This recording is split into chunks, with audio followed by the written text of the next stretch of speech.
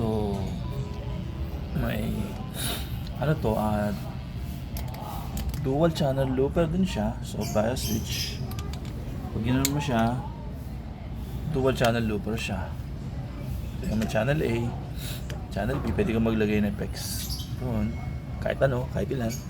Effects din doon, kahit ilan. Pag naka-down. And then, ito yung pang on-off ng channel. Ito yung pang shortcut. Pag isa lang siya naka-on, lipat-lipat yan.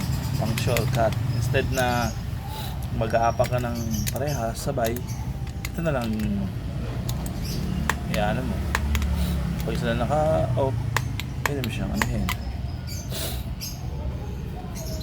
Ngayon, ito, naka-setup siya. Pag isa-setup mo siya sa pataas, ABY pedal siya na pwede mong controller each channel. Like, gagamit yung dalawang amp. Itong amp na to,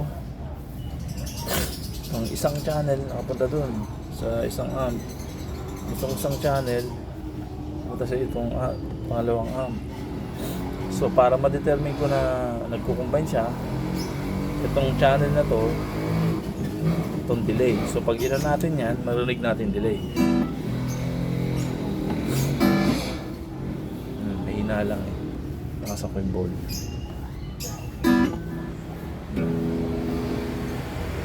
Ngayon, pag ito, yung may chorus, pwede mo siyang pag-combine-in. Ayan natin ha.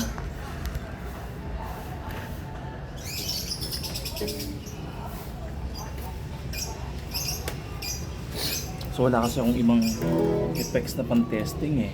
So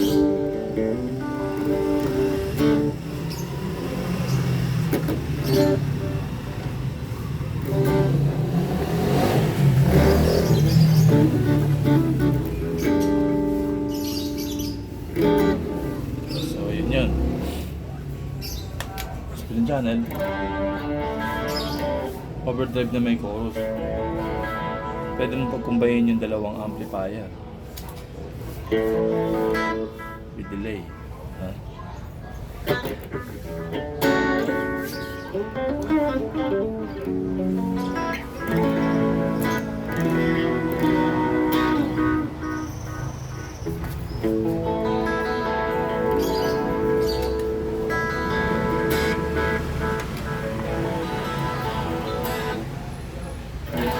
Pwede kang lumipat sa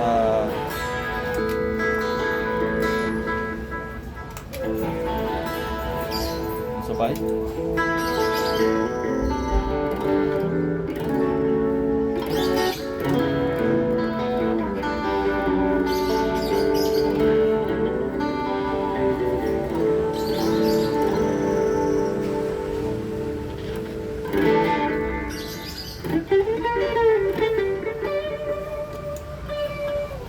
Yun.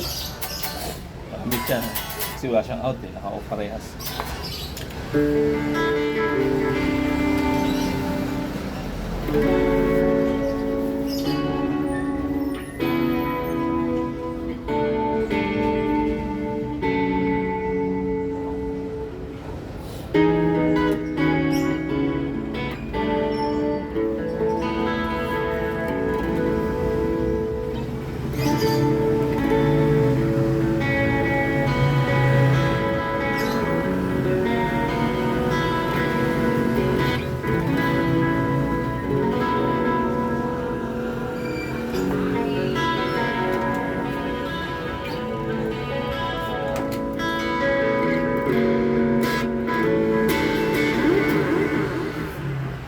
Medyo malakas lang kung isang amp. Ipantay natin sa ano.